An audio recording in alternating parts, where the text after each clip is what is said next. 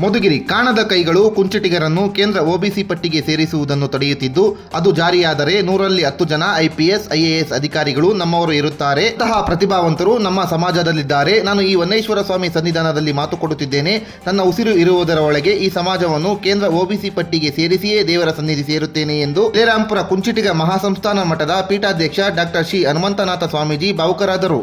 ಮಧುಗಿರಿ ತಾಲೂಕಿನ ದೊಡ್ಡೇರಿ ಹೋಬಳಿಯ ಶಿವನಗೆರೆಯಲ್ಲಿ ಕುಂಚಿಟಿಗ ವನಮನವರು ಕುಲಗೋತ್ರದ ಸಮಾಜದಿಂದ SSLC ಪರೀಕ್ಷೆಯಲ್ಲಿ ಉತ್ತೀರ್ಣರಾದ ಮಕ್ಕಳ ಸಾಧನ ಪಥ ಕಾರ್ಯಕ್ರಮದಲ್ಲಿ ಭಾಗವಹಿಸಿ ಮಾತನಾಡಿದರು. ಈ ಸಂದರ್ಭದಲ್ಲಿ ರಾಜ್ಯ ಮಾಹಿತಿ ಆಯುಕ್ತೆ ಮಮತಾ, ಕೇರಳದಲ್ಲಿ ಗುರುಕುಲ ಶಿಕ್ಷಣ ಸಂಸ್ಥೆ ಕಟ್ಟಿದ ಕೃಷ್ಣಮೂರ್ತಿ, ದೇಗುಲ ಸಮಿತಿ ಅಧ್ಯಕ್ಷ ಟಿ ಮಂಜುನಾಥ್, ಉಪಾಧ್ಯಕ್ಷ ಶಿವರಾಮ್, ಕಾರ್ಯದರ್ಶಿ ಕಿತ್ತಗಳಿ ಮಂಜಣ್ಣ, ಸಹ ಕಾರ್ಯದರ್ಶಿ ದೀಪು ಹೊನ್ನಾಪುರ, ಅರ್ಚಕರಾದ ರಾಮಚಂದ್ರ ಸ್ವಾಮಿ, ಸದಸ್ಯರಾದ ಈಶ್ವರಪ್ಪ, ಶಿವರಾಜ್, ಹೊನ್ನೇಶ್ವರಪ್ಪ, ಮೋಹನ್, CPI ಕಾಂತರೆಡ್ಡಿ ಇತರರಿದ್ದರು.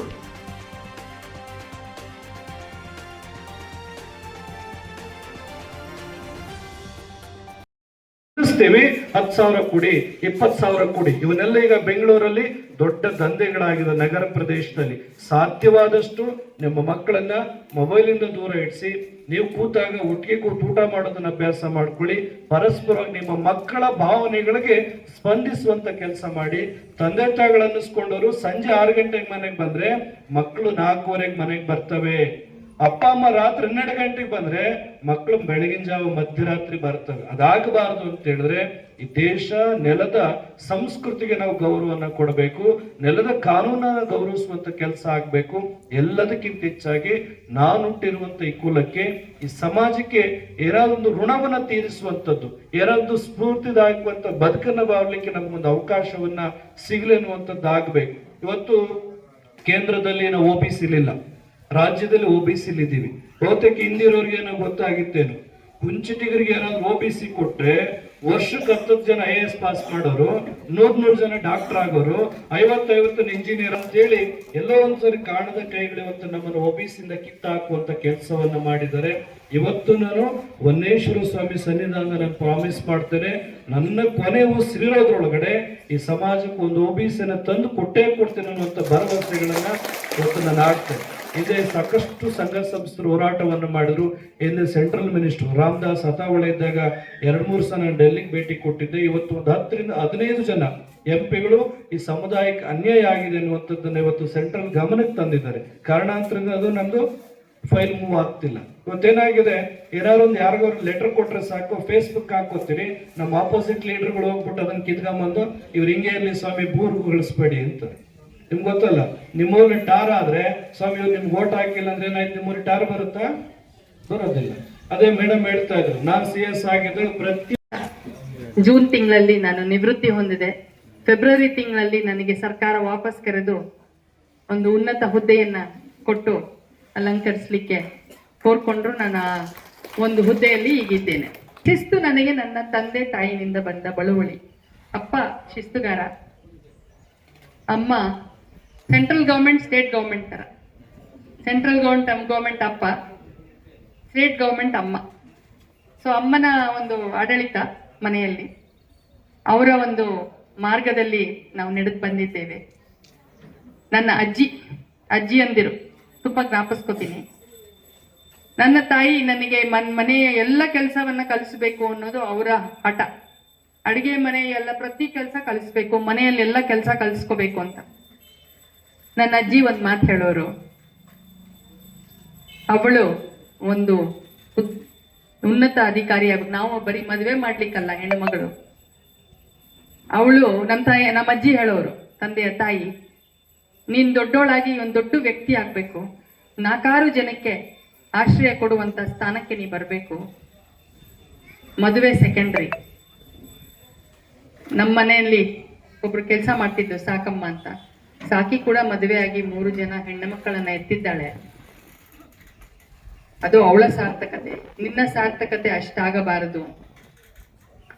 ಸೊ ಎಲ್ಲರ ಉತ್ತಮ ಒಂದು ನಡವಳಿ, ಮನೆಯ ವಾತಾವರಣ, ಉತ್ತಮ ವಾತಾವರಣದಿಂದ ನಾವು ಹೊರಹೊಮ್ಮಿ ಏನೋ ಒಂದು ಸಮಾಜಕ್ಕೆ ಮಾಡ್ಲಿಕ್ಕಾಯ್ತು. ನನ್ನ ಮುಂದೆ ಬಂದ ಯಾರೇ ವ್ಯಕ್ತಿ ಹೇಳಿದಾಗ ನಾನು ಯೋಚನೆ ಮಾಡ್ತಾ ಇದ್ದಿದ್ದು, ನನಗೆ ಒಂದು ನಮ್ಮ ಟ್ರೈನಿಂಗ್ ಅಲ್ಲಿ ಒಂದು ಸಂತೋಷ ಏನು ಅಂದ್ರೆ 33 ವರ್ಷದ ಹಿಂದೆ 1992ರಲ್ಲಿ ನಾನು 10ನೇ ತರಗತಿಯಲ್ಲಿ ಮೊದಲನೆಯವನಾಗಿ ಈ ಥರದ ಒಂದು ಸಮಾರಂಭವನ್ನು ತಾಲೂಕು ಶಿಕ್ಷಕರ ಸಂಘ, ಚಳ್ಳಕೆರೆ ತಾಲೂಕು ಶಿಕ್ಷಕರ ಸಂಘ ಏರ್ಪಡಿಸಿ ಅವತ್ತು ಒಂದು ಸನ್ಮಾನ ಜೊತೆಗೆ ಒಂದು ಪುಸ್ತಕವನ್ನು ನನಗೆ ಕೊಟ್ಟಿದ್ರು.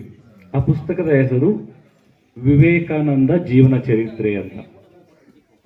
ಅದು ಅಲ್ಲಿ ಸಿಕ್ಕಿದ್ರಿಂದ, ಆ ಪುಸ್ತಕ ನನಗೆ ಅಲ್ಲಿ ಅವರು ಕೊಟ್ಟಿದ್ರಿಂದ ಅದನ್ನ ನಾನು 5-6 ಬಾರಿ ಓದಿದೆ. ಅಂದ್ರೆ ನನ್ನ ಬುದ್ಧಿವಂತಿಕೆಯನ್ನು, ಟ್ಯಾಲೆಂಟನ್ನು ರೆಕಗ್ನೈಸ್ ಮಾಡಿ ಕೊಟ್ಟಿದ್ದಾರೆ, ಅದನ್ನ ಸದುಪಯೋಗ ಮಾಡ್ಕೋಬೇಕು ಅನ್ನೋ ಕಾರಣಕ್ಕೆ ಆ ಪುಸ್ತಕವನ್ನ ಒಂದು 5-6 ಬಾರಿ ಓದಿದೆ. ಅದರ ಪ್ರಭಾವ ಡೆಫಿನೆಟ್ಲಿ ಅಷ್ಟೋ ಇಷ್ಟೋ ಆಗಿದೆ. 33 ವರ್ಷ ಆದ್ಮೇಲೆ ಬೇರೆ ಬೇರೆ ಕಡೆಯಲ್ಲಿ ನಾನು ಈ ತರ ಪ್ರೋಗ್ರಾಮ್ಗಳಲ್ಲಿ ಭಾಗವಹಿಸಿದ್ದೀನಿ. ನಾವೇ ಒಂದು ಶಾಲೆಯನ್ನ ಮಾಡೋದ್ರಿಂದ ಪ್ರತಿ ವರ್ಷನೂ ನಾವು ಈ ಕಾರ್ಯಕ್ರಮವನ್ನ ಮಾಡ್ತೀವಿ. ಬಟ್ ಇಲ್ಲಿ ಒಂದು ವಿಶೇಷ ಏನು ಅಂದ್ರೆ, ನನ್ನ ರಕ್ತ ಇದೆಲ್ಲ, ನಮ್ಮ ಬಂಧು, ನಮ್ಮ ಬಳಗ, ನಮ್ಮ ಬೆವರು, ನಮ್ಮ ಭಾಷೆ, ನಮ್ಮ ಅಣ್ತಮ್ಮ, ಬಹಳ ಸಂತೋಷದ್ದು. ನಾವು ಎಲ್ಲಿ ಏನೇ ಆದ್ರೂ ಮನೆಯಲ್ಲಿ ಮೆಚ್ಚಿಸ್ಕೊಳ್ಳೋದಿದೆಯಲ್ಲ, ಅದು ಬಹಳ ದೊಡ್ಡ ವಿಚಾರ. ಎಲ್ಲೆಲ್ಲಿ ಏನೇನೋ ಸಮಾರಂಭ, ಸನ್ಮಾನ, ಒಳ್ಳೊಳ್ಳೆ ಪದಗಳು ನುಡಿತಾರೆ. ಬಟ್ ನಮ್ಮ ಮನೆಯಲ್ಲಿ ನಮ್ಮವ್ರ ಮುಂದೆ, ನಮ್ಮ ಹಿರಿಯರ ಮುಂದೆ, ನಮ್ಮ ಗುರುಗಳ ಮುಂದೆ, ನಮ್ಮ ಅಣ್ಣ ತಮ್ಮಗಳ ಮುಂದೆ ಈ ತರ ಬರೋದು, ಸಮಾರಂಭದಲ್ಲಿ ಭಾಗವಹಿಸೋದು ಬಹಳ ಸಂತೋಷದ ವಿಷಯ. ನಾನು ಇಲ್ಲಿ ಮಕ್ಕಳು ಯಾರ್ಯಾರು ಬಂದಿದ್ದೀರಾ ಕೈ ಎತ್ರಿ. ಇವತ್ತು ಸನ್ಮಾನ ಸ್ವೀಕರಿಸೋದಕ್ಕೆ ಬಂದಿರೋಂಥ ಮಕ್ಕಳು ಯಾರ್ಯಾರು ಇದ್ದೀರಾ ಕೈ ಎತ್ರಿ. ಗುಡ್. 10th ಅಲ್ವಾ ಅವರೆಲ್ಲ? 10th ಸ್ಟ್ಯಾಂಡರ್ಡ್ ಅಲ್ವಾ ಅವರು? 10th ಅಲ್ವಾ ಅವರು? ಹಂಗಾಗಿ ಕನ್ನಡ ಮೀಡಿಯಂ ಇರುತ್ತೆ. ಓಕೆ, ತೊಂದರೆ ಇಲ್ಲ. ಮಕ್ಕಳ ಜೊತೆ ಒಂದು ಹಂತ ಅಂದ್ರೆ ಬಾಲ ವಿದ್ಯಾಭ್ಯಾಸದ ಒಂದು ಹಂತ. ಅಲ್ಲೇವರೆಗೂ ನಾವು ಎಲ್ಲ ಸಬ್ಜೆಕ್ಟ್ ಅನ್ನು ಸಾಮಾನ್ಯವಾಗಿ ಓದ್ತೀವಿ. 4-5 ಸಬ್ಜೆಕ್ಟ್ ಅನ್ನ, 3 ಲ್ಯಾಂಗ್ವೇಜ್ ಅನ್ನ ಓದ್ತೀವಿ. ಇಲ್ಲಿ ಫಸ್ಟ್ ಕ್ಲಾಸ್ ಬರ್ತೀರಾ, ರ್ಯಾಂಕ್ ಬರ್ತೀರಾ, ಟಾಪರ್ಸ್ ಆಗ್ತೀರಾ, ಸ್ಕೂಲ್ ಟಾಪರ್ಸ್ ಆಗ್ತೀರಾ, ಡಿಸ್ಟ್ರಿಕ್ಟ್ ಟಾಪರ್ಸ್ ಆಗ್ತೀರಾ. ಬಟ್ ಇದು ಒಂದು ಆರಂಭ.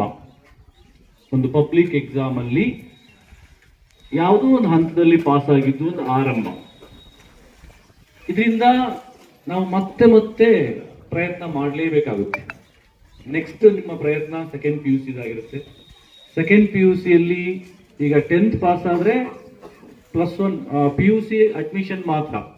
ಬಟ್ PUC ಪಾಸ್ ಆದಾಗ ನಿಮ್ಮ ಆಯ್ಕೆಯ ಒಂದು ಕೆರಿಯರ್ ಕೋರ್ಸ್ಗೆ ಅವಕಾಶ ಇರುತ್ತೆ.